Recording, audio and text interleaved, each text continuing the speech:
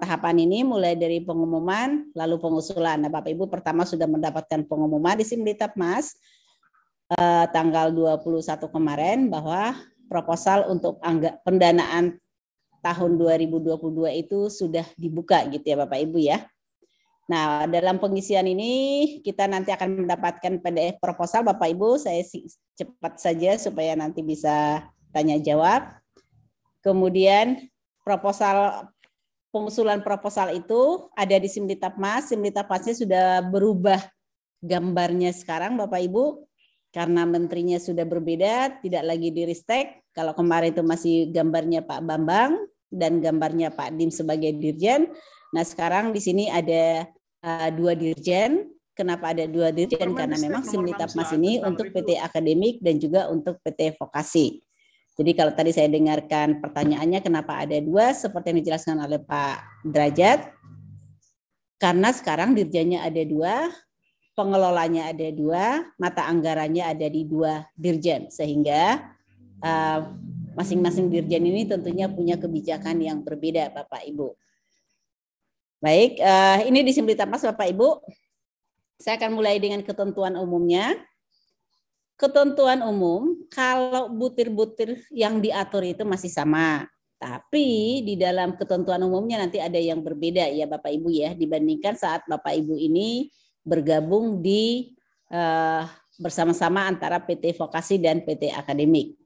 Kalau ketua pengusul masih tetap sama, ketua pengusul itu harus merupakan dosen aktif yang memiliki NIDN atau NIDK di bawah Kemendikbudristek. Nah, sekarang kan namanya Kemendikbudristek ya Bapak Ibu ya. Kalau kemarin kita meskipun di Ristek BRIN, kita selalu mengatakan di bawah Kemendikbud gitu ya Bapak Ibu ya. Jadi harus dosen aktif, harus memiliki NIDN atau NIDK. Tidak ada NIDN, tidak ada NIDK, tapi sudah menjadi dosen di perguruan tinggi itu yang nggak bisa ya Bapak Ibu ya. Karena Simlitapmas ini menarik data dari PDDikti, dari pangkalan data dikti ya Bapak Ibu ya.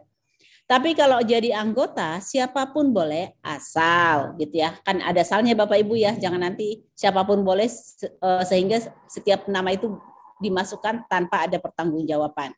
Jadi anggota itu siapapun bisa asal memiliki kompetensi sebagai peneliti. Kompetensi sebagai peneliti ya Bapak Ibu ya. Jadi asal memiliki kompetensi sebagai peneliti. Siapapun boleh dosen, boleh bukan dosen. Dosen di bawah Kemendikbudristek tentunya boleh. Dosen bukan di bawah Kemendikbudristek tentunya juga boleh. Dan dari tempat lain nih, dari pemerintahan, dari industri, dari LSM, dari manapun Bapak Ibu. Kuota pengusul itu kita bedakan menjadi 3 Bapak Ibu, ada kuota dasar, ada kuota tambahan, ada kuota pasca gitu ya. Kuota dasar ini seorang pengusul boleh terlibat di 2 judul penelitian, di mana maksimum hanya 1 sebagai ketua. Gitu ya. Jadi artinya kalau dua-duanya anggota boleh nggak? Boleh.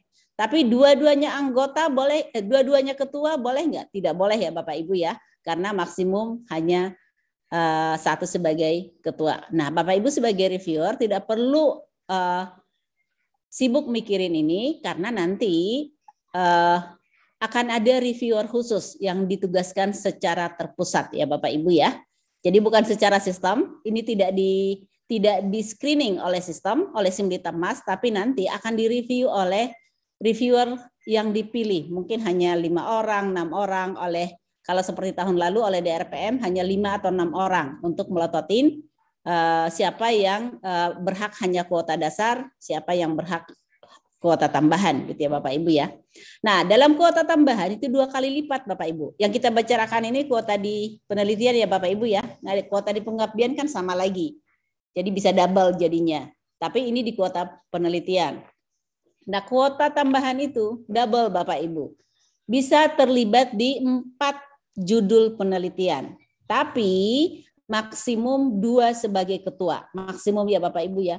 Tidak ada sebagai ketua tapi terlibat di 4 proposal boleh nggak? Boleh Bapak Ibu. Hanya 1 sebagai ketua boleh nggak? Boleh Bapak Ibu. 3 sebagai ketua boleh nggak? Tidak boleh Bapak Ibu. Karena maksimum tadi adalah 2 sebagai ketua. Nah di luar ini apakah seseorang peneliti itu hanya berhak mendapatkan kuota dasar ataukah dia berhak mendapatkan kuota tambahan? maka yang bersangkutan masih berhak mengusulkan hibah pasca dengan maksimum 5 judul, Bapak Ibu. Jadi apakah seorang itu berhak mendapatkan kuota dasar ataukah berhak mendapatkan kuota tambahan, maka seseorang itu masih diperbolehkan, masih berhak untuk mendapatkan kuota pasca, terlibat dapat mengusulkan, ini karena kalau ini harus jadi ketua ya Bapak Ibu ya, kalau ini harus sebagai ketua, terlibat atau dapat mengusulkan di maksimum 5 judul di luar kuota dasar atau tambahan, gitu ya Bapak Ibu ya. Nah sekarang tentunya pertanyaannya adalah kapan saya bisa mengetahui bahwa saya itu berhak hanya kuota dasar ataukah berhak sebagai kuota tambahan, ataukah berhak untuk mendapatkan kuota tambahan, gitu ya Bapak Ibu ya. Oke, pertama-tama kita harus tahu dulu bahwa jumlah yang tadi itu apakah itu 2 di kuota dasar ataukah itu 4 di kuota tambahan, itu berlaku, merupakan kombinasi, merupakan penjumlahan yang ada di kompetitif nasional dan desentralisasi. Gitu ya. Jadi semua yang ada di Simlitapmas, kebetulan kan kompetitif nasional dan desentralisasi ini ada di Simlitapmas ya Bapak Ibu ya. Jadi semua yang ada di Simlitapmas dihitung bersama-sama. Jadi bukan hanya kompetitif nasional atau bukan hanya desentralisasi, tapi dua-duanya gitu ya Bapak Ibu ya. Oh ya, tidak hanya pasca tadi, tapi juga tidak termasuk kategori penugasan. Karena nanti setelah kita lihat skema-skema itu ada skema penugasan ya Bapak Ibu ya. Baik. Oke, ini berlaku untuk akademik dan vokasi. Nah, kriterianya Bapak Ibu untuk lolos mendapatkan kuota tambahan. Ini ada beberapa kriteria yang bisa dipilih, bukan harus dipenuhi ya Bapak Ibu ya. Ini ada beberapa kriteria, tapi ini merupakan pilihan, bukan keharusan semuanya.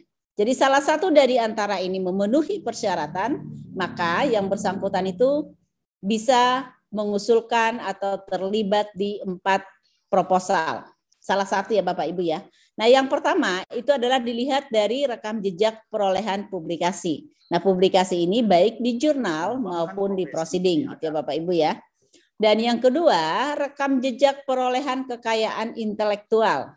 Yang ketiga rekam jejak karya monumental. Maaf, yang keempat rekam jejak naskah akademik. Ini setiap presentasi sudah disadari salah, tapi ternyata selalu lupa untuk mengedit. Mohon maaf Bapak Ibu. Jadi yang keempat ini adalah rekam jejak naskah akademik. Nah, rekam jejak perolehan publikasi yang seperti apa yang bisa memenuhi persyaratan kuota tambahan, ya Bapak Ibu ya. Ini kita bedakan Bapak Ibu antara Saintek dan Soshum. Pasti Bapak Ibu juga sudah paham ini di buku panduan sebelumnya, dan Bapak Ibu pasti juga langsung bisa melihat ada penurunan. Ada penurunan dibandingkan tahun kemarin Bapak Ibu bergabung dengan PT Vokasi ya Bapak Ibu ya.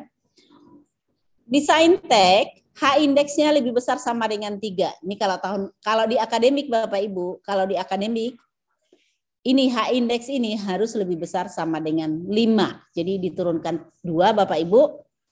Ini dan sebagai penulis pertama atau penulis korespondensi di lebih dari di 3 atau lebih ya, lebih besar atau sama dengan 3 sebagai penulis utama, baik sebagai penulis pertama maupun sebagai korespondensi.